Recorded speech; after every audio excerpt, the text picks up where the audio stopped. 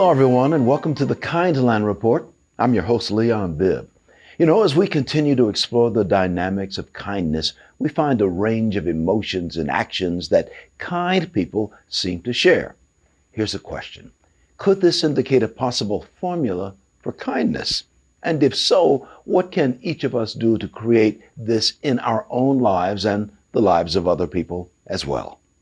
As senior therapist of outpatient behavioral health at Cleveland Clinic, Ken Alexander has a unique insight into these questions, seasoned by 35 years as a psychotherapist. Welcome to the show today. Thanks for having me today. Thank you. Ken Alexander. We turn on the news every day and we see the divide of groups inside America and the world. And yet in the midst of this, there are examples of the power of kindness. What do you think guides these people who find a way to go a kind route when all around them seems to be falling apart? People that usually exhibit kindness have been, for lack of a better term, victims of kindness themselves, okay? Whereas they've been surrounded by kind acts and they learn at a very early age that this is something that I know benefits me as well as the people that I want to serve in this capacity. You kind of learn this because somebody treated you nicely. You're encultured into it. Let's talk a little bit about what we see happening on the world stage. We are watching what's going on in the country of Ukraine, where the Ukrainians are fighting for their own freedom. They are winning the battles of the hearts of the world, however. As we see Ukrainian kindness in the midst of Russian cruelty, do you see a way that this is a brand of kindness that can prevail? I do believe that it's going to be very helpful in helping the Ukrainians prevail, besides the fact that they do recognize that the planet as a whole is behind them from a kindness frame of reference. What do people need to understand about the psychology of kindness? Psychology of kindness is based on action, all right? We can have kind thoughts, but nobody really knows that, okay?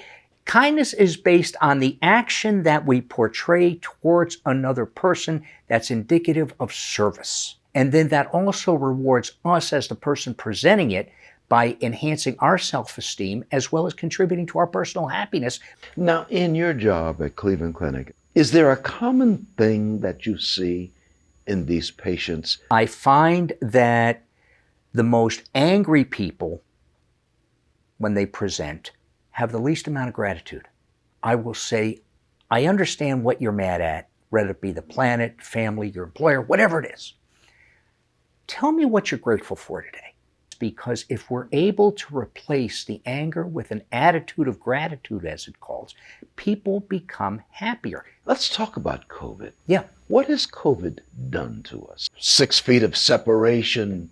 We're social animals. That is the signal that we need to be distant from each other. And that distancing, as well as physical, also at times becomes emotional. People's lack of interaction, which leads to anger. Will we get back to kindness? I mean, were we ever better at it than we are now? I believe so.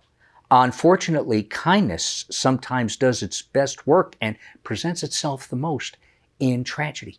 Ukraine, 9/11. Okay?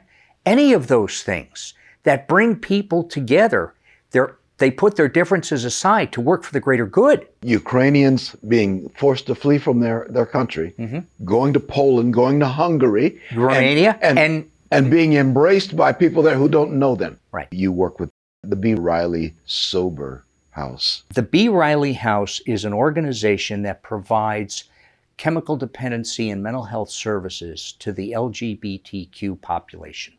I came across B. Riley, I believe it was about 2016 on social media, and I said, this project has been long overdue. I have seen in my practice that people from the LGBT community, when put into mainstream treatment centers, don't do well because they're treated differently by their fellow patients. This has come along and it has eliminated a whole group of prejudices that were never valid in the first place. So people get the opportunity to not worry about what others are thinking of them and just focus on their ability to get well emotionally as well as physically. There's a kindness, peace in all of this. Absolutely. We're accepting a person for who and what they are. How can you not be more kind than that? Can this lengthen our lives? Absolutely. Absolutely. Being kind. Mhm. Leave me with a final thought on this whole thing of kindness. At the end of the day, as you're getting ready to retire for the night, you ask yourself, what did I do today to make another person's life just a little bit better? And you've had a good day. Thanks so Thank much you, for being Leon. with us. Thanks for having me. My pleasure. Well, you've heard it from Ken Alexander, a psychotherapist at Cleveland Clinic all those years, talking about kindness. We appreciate him being on the Kindland Report. I'm Leon Bibb. Thank you for being with us. Be kind all the time.